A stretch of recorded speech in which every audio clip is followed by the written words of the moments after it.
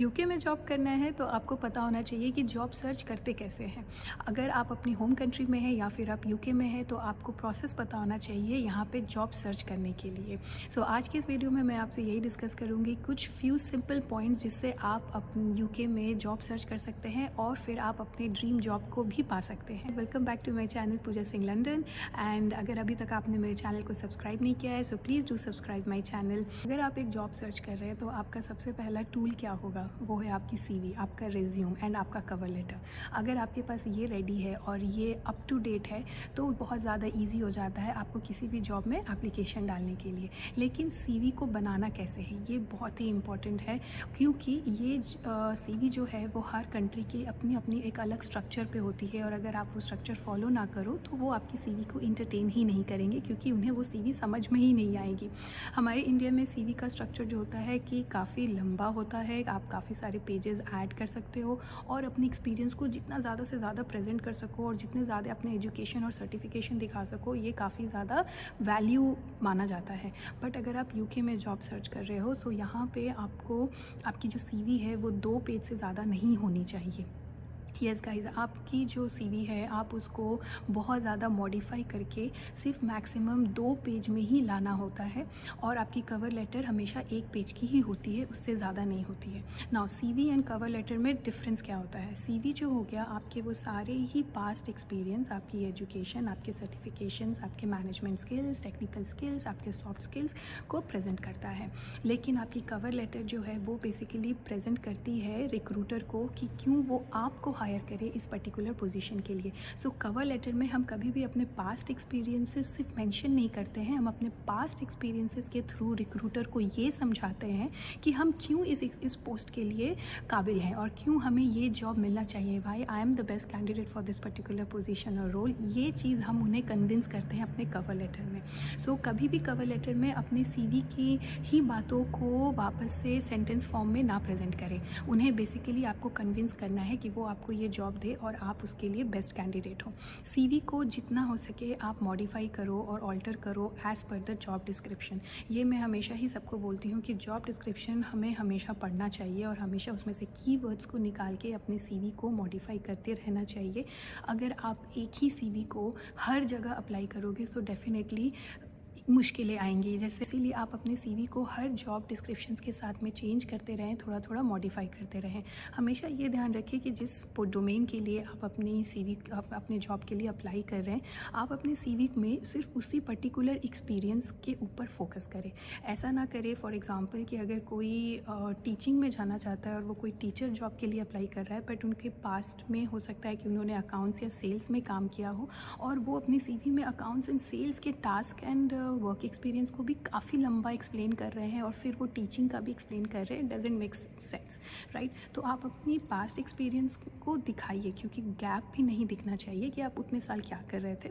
आप वो दिखाओ, लेकिन उसको बहुत ही कट शॉर्ट में दिखाओ कि आपने क्या पर्टिकुलरली मेन क्या टास्क किया था एंड ज़्यादा फोकस करो कि आपकी टीचिंग स्किल्स में क्या क्या हैं जो आपको ये जॉब दिला सकती हैं। सो सबसे कॉमन स्टेप जो होता है जब हम एक जॉब सर्च करते हैं, चाहे वो कहीं भी हो, अपनी कंट्री में हो या यूके में हो या अब्रॉड में कहीं पर भी हो, तो हम सबसे पहले रिलाई करते हैं जॉब सर्च वेबसाइट्स के ऊपर, जैसे कि इंडीड है, लिंक्डइन है, रीड है और भी डिफरेंट हमारी इंडिया में naukri.com है, timesjob.com है। सो हम रिलाई करते हैं इन जॉब सर्च वेबसाइट्स के ऊपर। हम सबसे पहले जाते हैं और इस पर अपना प्रोफाइल क्रिएट करते हैं और उसके बाद से अपनी सीवी अपलोड करने के बाद हम इसमें अपने डोमेन में जॉब सर्च करना शुरू कर देते हैं।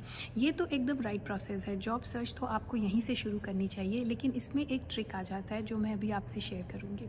जब आप इंडीड में हो या फिर आप किसी जॉब सर्च वेबसाइट पर हो तो सबसे पहली चीज़ आपको क्या करनी है कि आप पहले अपने डोमेन में जो भी जॉब है उसको आप फ़िल्टर कर लें एंड बाद आपको लिस्ट दिख जाएगी कि आपके डोमेन में कितनी सारी जॉब वैकेंसीज़ खाली हैं और कहाँ कहाँ पर है। जब आपको वो लिस्ट दिख जाए सो वो लिस्ट तो होगी कम से कम 50 से 100 भी हो सकती है। सो वो काफ़ी बड़ी लिस्ट है, तो ये तो पॉसिबल नहीं है कि आप हर जगह जाके अप्लाई करो। It's not easy. सो आप कर सकते हो कि आप पहले पहले उन कंपनीज़ में से कम 5 या 10 कंपनीज़ को फ़िल्टर कर लो, शॉर्टलिस्ट कर लो on the basis of the company performance, on the basis of the growth of the company. Interest है किसी पर्टिकुलर कंपनी में काम करने का तो आप उस बेसिस पे कम से कम 5 से 10 कंपनीज़ को फ़िल्टर कर लो, शॉर्टलिस्ट कर लो। इसके बाद लोग क्या करते हैं यूजुअली, यहाँ तक तो प्रोसेस सब कोई करता है, बट उसके बाद जो होता है कि हमेशा अगर आप लिंक्डइन पे हो या फिर आप इंडीड पे हो, वहाँ पे हमेशा एक ऑप्शन आता है ईज़ी अप्लाई। सो हम क्या सोचते हैं कि हम यहाँ पे ईज़ी अप्लाई कर देंगे और हमारा सीवी डायरेक्टली रिक्रूटर के पास चला जाएगा उस कंपनी का और हमें जॉब ऑफ़र या इंटरव्यू की कॉल आ जाएगी। बट नो गाइज़, ऐसा नहीं होता है। इंडीड का अपना एक ATS है, अपना एक टूल है जिससे कि वो आपके स्किल्स को मैच कराती हैं, स्किल्स को मैच करती हैं जॉब डिस्क्रिप्शन के स्किल्स के साथ में। अगर वो स्किल्स आपके जॉब डिस्क्रिप्शन के साथ मैच नहीं होता है तो वो सारी CVs ऑलरेडी जो है वो डीसेलेक्ट हो जाती हैं और वो रिक्रूटर तक नहीं पहुंच पाती हैं। सो इसको सॉल्व करने का इसका सबसे ईजी वे जो मैंने ढूंढ के निकाला है वो ये है कि आपको जिस कंपनी में आपको अप्लाई करनी है, आप उस कंपनी को नाम लेकर आप उस कंपनी के वेबसाइट पे जाकर आप डायरेक्टली उनके करियर पेज पे अप्लाई कर सकते हो। अगर आप करियर पेज नहीं देख पाते हो तो आपको ज़रूर वहाँ पे ईमेल आईडी प्रोवाइड किया जाएगा जहाँ पे आप ईमेल के थ्रू उनसे पूछ सकते हो उनके करंट वैकेंसीज़ के बारे में, और या फिर आप अपना एक कवर लेटर बना के, रिज्यूम बना के आप उन्हें मेल भी कर सकते हो। बट यूजुअली जितनी भी बड़ी कंपनीज़ होती हैं उनका एक करियर वेबसाइट ज़रूर होता है जहाँ पे वो अपने वैकेंसीज़ को प्रेजेंट करते हैं। यूके में जॉब सर्च करने के लिए बहुत सारे डिफरेंट वेबसाइट्स हैं जो आपको ज़रूर फॉलो करना चाहिए।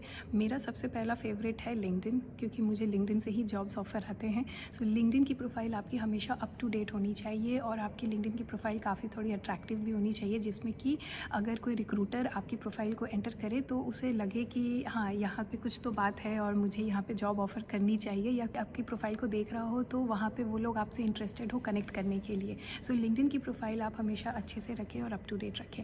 दूसरी मैं आपको वेबसाइट बताऊंगी वो है indeed.co.uk। इंडीड पे भी काफ़ी सारी अच्छे जॉब्स आते हैं, बट आपको थोड़े फ़िल्टर यूज़ करने पड़ेंगे क्योंकि वहाँ पे स्पॉन्सर्ड कंपनीज़ की भी लिस्ट हैं। सो आप अगर फ़िल्टर में यूज़ करो कि कौन सारी कंपनीज़ हैं जो सिर्फ स्पॉन्सर्ड जॉब्स प्रोवाइड करती हैं, क्योंकि आपको वही ज़रूरत पड़ेगा, तो आप वहाँ से भी जॉब सर्च कर सकते हो, बट वहाँ से कभी अप्लाई मत करना। जो वेबसाइट आती है वो है read.co.uk, वो भी काफ़ी अच्छी वेबसाइट है। आप यहाँ पे भी वही सेम प्रोसेस यूज़ कर सकते हो। फोर्थ वेबसाइट जो मैं आपको बताऊंगी वो है मॉन्स्टर। सो मॉन्स्टर भी यहाँ पे काफ़ी ज़्यादा यूज़ होता है और लोग काफ़ी इसे पसंद करते हैं जॉब सर्च के लिए। उसके बाद जो आती है वो है ग्लासडोर। सो ग्लासडोर जो है वो ऑल ओवर वर्ल्ड में फ़ेमस है और वो काफ़ी ज़्यादा लोग यूज़ करते हैं उसको जॉब सर्च के लिए। ये तो काफ़ी जो नाम है हम जानते हैं और हमें पता है कि हमें इसमें जॉब सर्च करनी है। एक पर्टिकुलर वेबसाइट है जिसमें सिर्फ स्पॉन्सर कंपनियाँ ही जॉब पोस्ट करती हैं। सो उससे क्या होगा कि आपके बहुत सारे फ़िल्टर और सर्च करने का जो हैसल है वो कम हो जाएगा। उस वेबसाइट का नाम है उस वेबसाइट का नाम है ukhire.com। अगर आप उस वेबसाइट पे जाओगे सो आप वहाँ पे सिर्फ लोकेशन और आप अपना जिस डोमेन में काम करना चाहते हो, इंजीनियर या फिर IT, डॉक्टर या टीचर, आप वहाँ पे सिर्फ मेंशन करोगे तो आपको उन्हीं कंपनीज़ की वैकेंसीज़ दिखेंगी जो स्पॉन्सर्ड हैं और जिनके पास स्पॉन्सर्ड लाइसेंस है, और वो आपको सर्टिफिकेट ऑफ स्पॉन्सर दे सकती हैं जॉब करने के लिए। सो यही सारे कुछ ईजी मेथड्स हैं जिससे कि आप अपना यहाँ पे जॉब सर्च कर सकते हैं और आप यहाँ पे यूके आ सकते हैं अगर आपको एम्प्लॉयर ने सर्टिफिकेट ऑफ स्पॉन्सर दे दिया। सो COS जो है वही सबसे ज़्यादा ज़रूरत है आपको एक जॉब के लिए, और उसके बाद से आप अपने स्किल वर्कर वीज़ा को भी प्रोसेस कर सकते हैं। अगर आप ऑलरेडी यूके में हैं तब ये प्रोसेस थोड़ा और ईजी हो जाता है, क्योंकि अगर आप यूके में ऑलरेडी स्टूडेंट वीज़ा पर हो या फिर ग्रेजुएट वीज़ा पर हो तो आपको उस वक्त संग एक स्पॉन्सर जॉब की ज़रूरत नहीं पड़ती है।